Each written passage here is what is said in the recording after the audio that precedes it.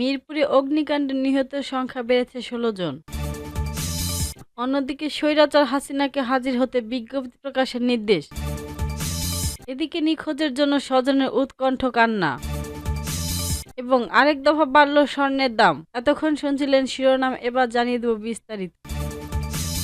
জয় Bangla brigade এর online মিটিংয়ে অংশ নিয়ে অন্তর্বর্তীকালীন সরকারকে উৎখাত ও রাষ্ট্রবিরোধী কর্মকাণ্ডে জড়িত থাকার অভিযোগে দায়ের করা রাষ্ট্রদ্রোহ মামলায় স্বৈরাচারী হাসিনা সহ ২৬১ জন আসামিকে আদালতে হাজির হতে নির্দেশ দিয়েছেন ঢাকা মহানগর হাকিম আদালত। মঙ্গলবার ১৪ অক্টোবর আদালতে পুলিশের প্রতিবেদনের পর পলাতক আসামিদের হাজির হতে পত্রিকায় বিজ্ঞপ্তি প্রকাশের আদেশ দেন। এর আগে তাদের বিরুদ্ধে গ্রেপ্তারি পরোয়ানা জারি করা হয়েছিল, তবে পুলিশ আদালতকে জানিয়েছেন আসামিদের গ্রেপ্তার করা সম্ভব হয়নি। এর পরিপ্রেক্ষিতে নিয়ম অনুযায়ী পলাতক আসামিদের আদালতে হাজির হওয়ার নির্দেশ দিয়ে পত্রিকায় বিজ্ঞপ্তি প্রকাশের আদেশ দেন মহানগর হাকিম জুয়েল রানা। সংশ্লিষ্ট আদালতের বেঞ্চ সরকারি মোহাম্মদ সালাউদ্দিন বলেন, আগামী ১১ নভেম্বর মামলার পরবর্তী তারিখ ধার্য করেছেন বিচারক। এদিকে সাবেক সংসদ সদস্য সাবিনা আক্তার, তুহিন সহ ২৪ জনকে এই মামলার গ্রেপ্তার দেখানো হয়েছে। গ্রেপ্তার দেখানোর পর আসামিরা হলেন Mohammad Ibrahim Khalil Bipul, Mohammad Abdus Sabur, Mohammad Anwar Khatun, Mehedi Hasan Akash, AKM Akhtaruzzaman, KM Rashed, Mohammad Marina Khatun Mary, Sushanta Bhowmik, Nizam বাড়ি, জাহাঙ্গীর আলম, শেখ আনিসুজ্জামান আনিস, মোহাম্মদ আক্তারুল আলম, মোহাম্মদ নুর উল নবী মন্ডল, দুলাল মাস্টার, মোহাম্মদ সাইফুল ইসলাম সর্দার, কাজী আবুল কালাম, মোহাম্মদ ফেন্সি, কে.এম শাহ নেওয়াজ ওরফে শিবলু, রফিকুল ইসলাম, ঝিন্নাত সুলতানা ঝুমা, মেহেদী হাসান ঈশান, অজনী চন্দ্র সূত্রধর। সিআইডির পক্ষ থেকে এই ২৪ জনকে এই মামলায় গ্রেপ্তার দেখানোর আবেদন করা হয়। তাদের পক্ষে জামিন আবেদনের শুনানি করেন আইনজীবীরা। রাষ্ট্রপক্ষ থেকে জামিনের বিরোধিতা করা হয়। আদালত জামিন নামঞ্জুর করে তাদের কারাগারে পাঠানোর আদেশ দেন। এর আগে এই মামলায় একজন আসামিকে গ্রেপ্তার দেখানো হয়েছিল। নতুন ২৪ জনকে নিয়ে গ্রেপ্তার আসামির সংখ্যা হলো ২৫ জন। গত ২৬ মার্চ থেকে হাসিনা সহ ৭৩ জনের বিরুদ্ধে রাষ্ট্রবিদ্রোহের অভিযোগে আদালতে মামলাটি করেন সিআইডি সরকারি পুলিশ সুপার মোহাম্মদ এনামুল হক। তদন্ত শেষে গত ৩০ জুলাই শেখ হাসিনা ২৮৬ জনকে আসামি করে অভিযোগপত্র দাখিল করেন তিনি।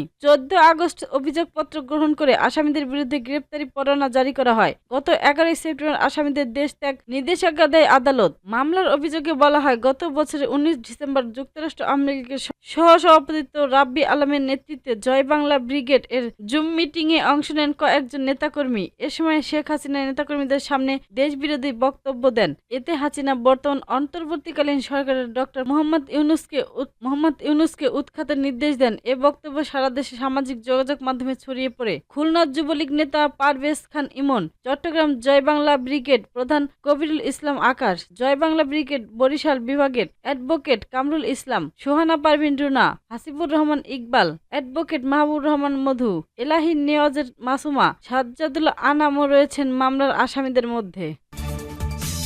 রাজধানীর মিরপুরের শিয়ালবাড়ি এলাকায় একটি কেমিক্যাল গোডাউন ও গার্মেন্টস অগ্নিকাণ্ডে মৃত্যুর সংখ্যা বেড়ে ১৬ জন দাঁড়িয়েছেন। মরদেহগুলো মিলেছে গার্মেন্টস অংশে ভবনের দ্বিতীয় ও তৃতীয় তলায়। মঙ্গলবার বিকালে এই অগ্নিকাণ্ডের ঘটনা ঘটেছে। ফায়ার সার্ভিস সদর দপ্তর থেকে মিডিয়া স্কেলের কর্মকর্তা তালহা বিন জসিম ১৬ জনের লাশ উদ্ধার বিষয়টি নিশ্চিত করেছেন। এদিকে অগ্নিকাণ্ডের ঘটনাস্থল থেকে আলামত সংগ্রহ করার জন্য কাজ করছেন সিআইডি, ক্রাইম সিন ও কেমিক্যাল ল্যাব এক্সপার্টরা।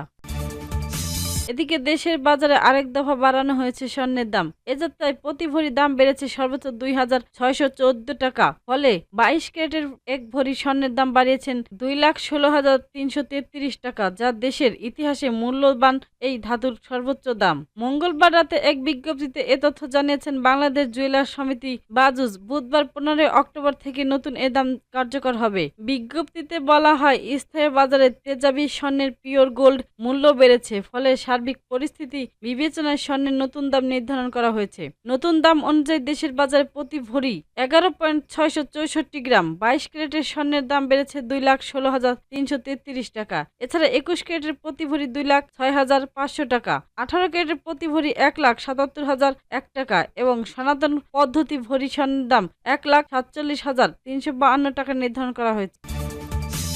রাজধানীর রূপনগরের শিয়ালবাড়ি এলাকায় আগুন লাগা রাসায়নিক কারখানা থেকে এখনো ধোঁয়া বের হচ্ছে, তবে পোশাক কারখানার আগুন নিয়ন্ত্রণে এসেছে। 4 তলা ভবনের এই পোশাক কারখানা থেকে এ পর্যন্ত 16 জনের মৃতদেহ উদ্ধার করা হয়েছে। আগুন পুরোপুরি নেভাতে কাজ করছে ফায়ার সার্ভিসের 12টি ইউনিট। ঘটনাস্থলে কাজ করছেন সেনাবাহিনী ও বিজিবি। এরই মাঝে নিখোঁজের জন্য কান্না করছেন অনেকে, কেউ কেউ দাঁড়িয়ে রয়েছেন উদ্বেগ উৎকণ্ঠ নিয়ে। আগুন লাগা 4 তলা ভবনটিতে আর.এন. ফ্যাশন, পাশে শাহ আলমের রাসায়নিকের গোদাম। সকাল 11টা 40 মিনিটের দিকে এখানে আগুন লাগে, তবে পোশাক কারখানার নাকি রাসায়নিক গুদামে আগুনের সূত্রপাত হয় তা জানা যায়নি। পোশাক কারখানায় 250 থেকে 300 লোক কাজ করছেন বলে জানিয়েছেন স্থানীয়রা। নিখোঁজ অনেকের সন্ধান পেতে ছবি নিয়ে ঘটনাস্থলে এসেছেন স্বজনেরা। তাদের কান্না আহাজারিতে ভারী হয়ে উঠেছেন পরিবেশ। তাদেরই একজন রেশমা আক্তার। সমকালে তিনি বলেন, আসমা নামে এক ব্যক্তিকে খুঁজে পাওয়া যাচ্ছে না, তিনি নাকি এই কারখানায় কাজ করতেন। রেশমা জানান, আসমা আক্তার যেন ছেলের শালিকা।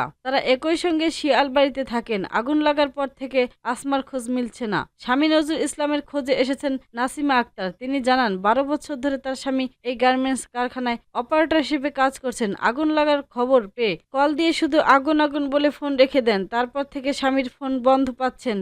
তারা 6 নম্বর শিয়ালবাড়ি এলাকায় বসবাস করতেন। নার্গিস আক্তারের খোঁজে আসেন তার বড় বোন লাইজু বেগম। তিনি বলেন, আমার বোন সকাল পৌঁছে 8টায় কাজে আসে। সকাল 11টায় খবর পাওয়া গিয়েছে যে সেখানে আগুন লেগেছে। সেখানে একজনের সঙ্গে ফোনে কথা বলে জানতে পারি কেউ ভেতর থেকে বের হতে পারেনি। এরপর থেকে তার আর কোনো খোঁজ পাওয়া যায়নি। এর আগে সকাল 11:30টার দিকে এই পোশাক কারখানা ও পাশের রাসায়নিক গুদামে আগুন লাগে। বিকেলে ঘটনাস্থলে ফায়ার সার্ভিসের চালমানিক অপারেটর ও মেইনটেনার্স মোহাম্মদ তাজুল ইসলাম চৌধুরী সাংবাদিকদের বলেন, তল্লাশি এখনো চলমান। পাশের যে কেমিক্যাল গোডাউন রয়েছে সেখানে এখনো আগুন চলছে। এটা খুবই ঝুঁকিপূর্ণ।